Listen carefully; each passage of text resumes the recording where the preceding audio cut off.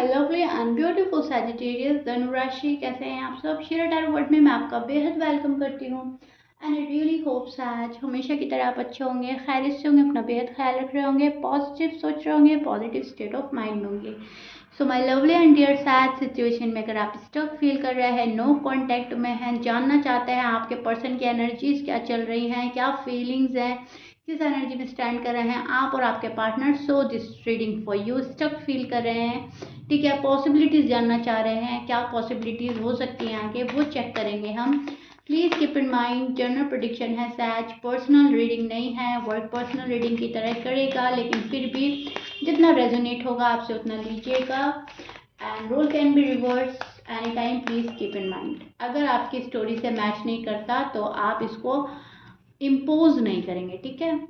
और रीडिंग का एक पार्ट भी रेजोनेट करता है तो समझ लीजिए दूसरा पार्ट ऑटोमेटिकली रेजोनेट करेगा।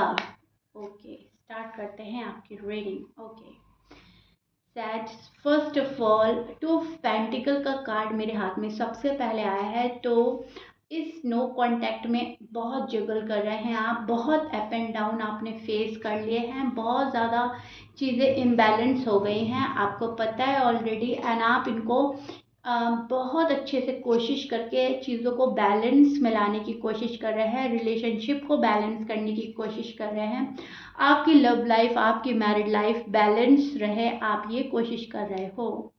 एम आई राइट सैज? सबसे पहला कार्ड हमें यही प्रोडिक्ट कर रहा है कि नो कांटेक्ट में काफ़ी इम्बैलेंस हो चुकी है आपकी लाइफ एंड जगल चल रहा है। आपकी जो लाइफ है उसमें बहुत ज़्यादा प्रॉब्लम फेस करने को मिल रहा है। आपकी नो कांटेक्ट सिचुएशन तो है ही, आपकी फैमिली भी आपके अगेंस्ट हो सकती है या आपके लव वन की फैमिली आपके अगेंस्ट है एंड जॉब एंड करियर में भी आपको स्ट्रगल करना पड़ रहा है, ठीक है।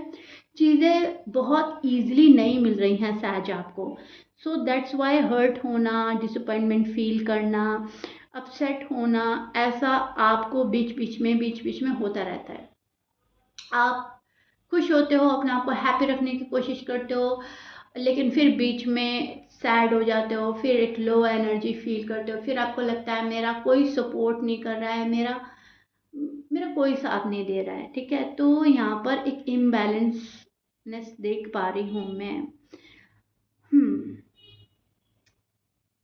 टाइम को भी मैनेज करते हुए नज़र आ रहे हैं, टाइम टेबल भी गड़बड़ा रहा है आपका, जो टाइम शेड्यूल आपने सेट किया था वो गड़बड़ा रहा है, उसको सेट करने की कोशिश करेंगे नो कांटेक्ट में। नो कांटेक्ट में बहुत सारे लोगों का इन्वॉल्वमेंट है, बहुत सारे लोग इन्वॉल्व रहते हैं आपकी लव लाइफ में, मैरिड लाइफ में, या फिर आप बहुत ज़्यादा लड़ाई झगड़े के बाद अलग हुए हैं, दूर हुए हैं। लड़ाई झगड़ा एंड देन कट ऑफ देख पा रही हूँ मैं। आपने झगड़ा किया या आपके पार्टनर ने झगड़ा किया, बात एक ही है, झगड़ा दोनों के बीच में हुआ है सैज, एंड झगड़ा इतना बड़ा नहीं था कि नो कांटेक्ट सिचुएशन बहुत लंबी खींची जाए, लेकिन अब ये बढ़ा दिया गया है मामला, ठीक है।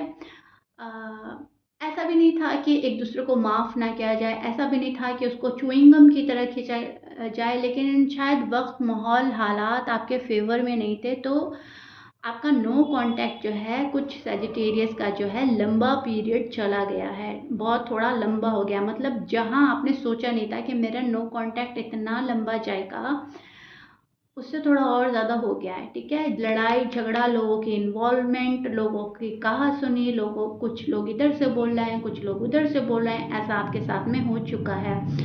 और आपका जो पार्टनर है उनके साइड भी मैं ये चीज़ें देख पा रही हूँ, लोग बाग उनके कान में कुछ बोल रहे हैं, उनके दिमाग में कुछ डाला जा रहा है, अपने वर्ड्स उनके मुंह में डाले जा रहे हैं, मैनिपुलेट किया जा रहा है, डिस्ट्रैक्ट किया जा रहा है। ये चीज़ मैं आपके पार्टनर की साइड से भी देख पा रही हूँ एंड डिसएग्रीमेंट्स बहुत हैं इस लव लाइफ में, मैरिड लाइफ में। सैज की जो लाइफ है ना, चाहे वो मैरिड लाइफ है चाहे लव लाइफ है, जिसमें जगह आप नो कांटेक्ट में हो वहाँ पर डिसएग्रीमेंट्स बहुत हो रहे हैं, ईगो क्लैशेस देख पा रही हूँ मैं। आप दोनों की फैमिली में ईगो क्लैशेस हो सकते हैं, आप दोनों में ईगो क्लैशेस हो सकते हैं, काम को लेकर लड़ाई झगड़ा हो सकता है या शादी को लेकर लड़ाई झगड़ा हो सकता है, ठीक है। लेकिन यस, आप लोगों का जो है ना आर्ग्यूमेंट्स बहुत ज़्यादा हुए हैं, बहुत ज़्यादा हुए हैं, ठीक है। आप जिस पर्सन से डील कर रहे हो उनके साइन में बोल देती हूँ। आपके पर्सन हो सकते हैं जेमिनी, एक्वेरियस, लिब्रा, लियो, एरीज, वर्गो, टॉरस, कैप्रिकॉर्न। ये आपके पर्सन के साइन हो सकते हैं। सेजिटेरियस, आप ना एक ऑफर की तलाश में बैठे हो अभी भी। यस, आपको ऑफर चाहिए सॉलिड वाला अपने पार्टनर के साइड से। आपका जो पार्टनर है, यहाँ मैं देख पा रही हूँ आपका पार्टनर आपको सॉलिड कमिटमेंट नहीं दे रहा है, आपका पार्टनर आपको क्लियरिटी नहीं दे रहा है, ठीक है, आपको क्लियर नहीं कर रहा है। कुछ सेजिटेरियस के पार्टनर ने उनको उलझा कर अपने अंदर अटका कर रखा हुआ है। ना प्रॉपर वे में हाँ है, ना प्रॉपर वे में ना है, अभी भी ये वाला मामला चल रहा है। पास्ट में जो चीज़ें बिगड़ी हैं, पर्सन बार बार बार बार लाकर उसको रख देते हैं आपके सामने। तुमने ऐसा किया था, तुम्हारी फैमिली ने ऐसा किया, तुम्हारी वजह से ये हुआ, तुम्हारी वजह से नो कांटेक्ट हुआ, तो कहीं ना कहीं पर्सन सारा ब्लेम आप पर डालते हैं सैज, और कसूरवार आपको मानते हैं एंड दे फील विक्टिम। ये पर्सन अपना आप को विक्टिम फील कर रहा है। ये पर्सन को ऐसा लग रहा है कि मेरी साइड से गलती नहीं है, जो भी क्रॉस ब्लेंडर हुआ है वो सेजिटेरियस की साइड से हुआ है। सो मुझे इतने एफर्ट्स नहीं लगाने जितने एफर्ट सैज को लगाने चाहिए। और यही वजह है, सॉरी फॉर द नॉइज, और यही वजह है कि पर्सन अपनी साइड से आपको उतना प्यार नहीं दे रहे हैं जितना प्यार आप डिजर्व करते हो। आप प्यार को क्रेव करते हुए नजर आ रहे हो, लेकिन पर्सन यहाँ पर आपसे रूड बैठे हैं, आपसे बहुत ज़्यादा खफा, कोई नाराज बैठा है। एंड ये पर्सन कहीं ना कहीं ऐसा फील कर रहा है कि आप इनके साथ जस्टिस नहीं कर रहे हैं, आप इनका स्टैंड खुलकर नहीं लेते। आप बोलते हो आप इनसे बहुत ज़्यादा प्यार करते हो and you can't live without her, या जो भी हैं मेल फीमेल, लेकिन आप उस लेवल का स्टैंड नहीं लेते, ठीक है, उस जिस लेवल पर आप इनको प्यार फील कराते हो। एक पर्सन ये चीज़ फील करता है। सो कंफ्यूज है ये पर्सन आपके लिए सॉलिड डिसीजन लेने के लिए, कंफ्यूज है अपना हार्ट ओपन करने के लिए, कंफ्यूज है फ्यूचर को लेकर। तो आपका जो पर्सन है यहाँ पर मुझे कंफ्यूज एनर्जी में ज़्यादा स्टैंड करता हुआ नज़र आ रहा है। प्यार दोनों को है, शादी दोनों करना चाहते हैं अगर आप दोनों अनमैरिड हैं, लेकिन चीज़ें रुकी हुई हैं, ठीक है। कोई विश है आपके पर्सन की जो फुलफिल नहीं हो पा रही है एंड इस पर्सन को वो विश फुलफिल करनी है एंड वो शादी भी हो सकती है, या शादी से रिलेटेड कोई बात, साथ में रहने से लेकर कोई बात, शादी ज़्यादा लग रही है मुझे। ये पर्सन बेबीज क्रिएट करना चाहता है, ये पर्सन एक हैप्पी फैमिली क्रिएट करना चाहता है, ये पर्सन खुश रहना चाहता है। इस पर्सन की एक्सपेक्टेशन बहुत ज़्यादा हाई लेवल की लगी हुई है सैज के साथ में, और सैज को ऐसी नज़रों से देखा जा रहा है फिलहाल जहाँ पर सैज कुछ नहीं कर रहे हैं, ओके। मतलब एक्सपेक्टेशन मेरी बहुत हाई चल रही है और कर तुम कुछ नहीं कर रहे हो, तो क्या हो रहा है, मामला गड़बड़ हो रहा है। और गड़बड़ी ये पर्सन नहीं चाहता अपनी लाइफ में, ठीक है। ये पर्सन चाहता है सब कुछ ठीक एंड परफेक्ट हो, एवरीथिंग इज परफेक्ट इनकी लाइफ में। कुछ भी अगर ऊपर नीचे होता है तो ये उस चीज़ को बर्दाश्त नहीं करना चाहते। इनको बिल्कुल लाइफ परफेक्ट चाहिए, पर्सन परफेक्ट चाहिए, फैमिली परफेक्ट चाहिए, सब कुछ परफेक्ट चाहिए। बस आप इनकी दिल की सुने, ये पर्सन इतना चाहता है, इनकी इतनी ही डिमांड है कि आप इनको सुने, आप इनको समझें, ठीक है। तो ये चीज़ें मैं देख पा रही हूँ। रिलेशनशिप को नए तरीके से देखना, नई ऊंचाइयों पे ले जाना, बहुत प्यार, बहुत अपनापन, बहुत अटेंशन हो, उस टाइप का रिलेशनशिप ये मैनिफेस्ट कर रहे हैं आपके पर्सन, उस टाइप की शादी मैनिफेस्ट कर रहे हैं आपके पर्सन। एक ऐसी एनर्जी में स्टैंड कर रहे हैं जहाँ पर मैं इनकी एनर्जी थोड़ी चाइल्डिश एंड इमेच्योर देख पा रही हूँ। आपका पर्सन थोड़ा सा ना पैम्परिंग ज़्यादा चाह रहा है, थोड़ी केयर ज़्यादा चाह रहा है, थोड़ी अटेंशन ज़्यादा चाह रहा है।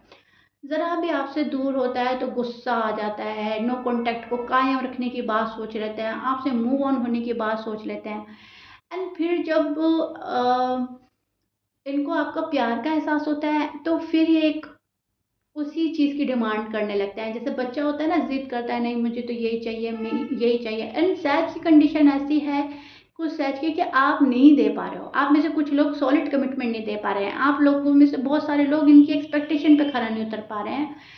ये आपकी पर्सनल कोई कंडीशन हो सकती है, आपका पर्सनली कोई ऐसा रीज़न हो सकता है कि आप नहीं कर पा रहे हो, लेकिन ये पर्सन बच्चे की तरह ज़िद कर रहा है, नहीं मुझे तो यही चाहिए, नहीं मुझे तो यही चाहिए। सो एक ऐसी एनर्जी देख पा रही हूँ जो इम्मेच्योर है, जो वक्त हालात को नहीं समझ रहे, जो घबरा रही है एंड घबरा कर आपसे हाई एक्सपेक्टेशन लगा रही है एंड आप उन एक्सपेक्टेशन पे पूरा उतरें, खरा उतरें, ये डिमांड हो रही है। प्यार बहुत ज़्यादा है आपके पर्सन में, लेकिन थोड़ी सी इमेच्योरिटी है, थोड़ा सा चाइल्डिश एनर्जी देख पा रही हूँ, ठीक है। एंड शादी बहुत जल्दी करनी है इस पर्सन को, एज सुन एज पॉसिबल मेरी शादी हो जाए एंड मैं सेटल हो जाऊँ। इस पर्सन को सेटल होना है, अब ये मेल है फीमेल है, कोई भी है, लेकिन इस पर्सन को सेटल होना है। इस पर्सन को बेबीज चाहिए, ठीक है। इस पर्सन को बहुत सारी खुशियाँ चाहिए। ये पर्सन वर्ल्ड टूर करना चाहता है आपके साथ में। ये पर्सन दुनिया को दिखाना चाहता है कि हम बहुत पावरफुल कपल हैं, हमारा डिसीजन सही है, हम एक दूसरे की लाइफ में ऐसे नहीं आए, ये रिश्ता डिवाइन साइड से ब्लेस्ड है। ये पर्सन बहुत कुछ साबित करना चाहता है, लेकिन फिलहाल ये पर्सन नो कांटेक्ट में है, फिलहाल ये पर्सन बहुत गुस्से में है, फिलहाल ये पर्सन आपको इग्नोर कर रहा है एंड कहीं ना कहीं खुद पर फोकस कर रहा है। कहीं ना कहीं ये पर्सन चाहता है कि मैं सबके सामने परफेक्ट नजर आऊं, ठीक है। एंड सारा ब्लेम आप पर डाला है, फिलहाल सारा ब्लेम सैच पर डाला हुआ है पर्सन ने, अपनी साइड से कुछ नहीं देख रहा है ये पर्सन, ठीक है। सजिटेरियस एक बात और बताना चाहूँगी, आप में से बहुत सारे लोगों के क्वेश्चन आ रहे हैं एंड मैं हर अपनी रीडिंग में बता रही हूँ। एनर्जी कितने टाइम तक चलती है मैम, आप मुझे ये बताइए। आप में से बहुत लोगों के ये क्वेश्चन होते हैं। तो एनर्जी चलती है फर्स्ट टू 10 डेज और 15 डेज, 1 से लेकर 10 या 15 दिन तक सेम एनर्जी चलती है, लेकिन मैं लाती हूँ वीकली प्रोडिक्शन। सो आप 1 से 10 दिन तक एनर्जी सेम मानकर चलें। ये एनर्जी जो मैंने एक्सप्लेन करी है आपके पर्सन की feelings and possibilities, 1 to 10 days आप मानकर चलें, 15 डेज भी हो सकता है। लेकिन फिर मैं नेक्स्ट रीडिंग ले आऊँगी आपकी वीकली, तो उसमें चेक करेंगे क्या होता है, लेकिन आप इतना मान के चलें, ठीक है। So yeah says, this is it. I really hope you like it. If you like it please like share subscribe कर दीजिएगा। कमेंट बॉक्स में ज़रूर बताइएगा रीडिंग कितना रेजोनेट करी है, कितना समझ पाए हैं आप मेरी रीडिंग को। मिलते हैं नेक्स्ट रीडिंग में, टिल देन बाय।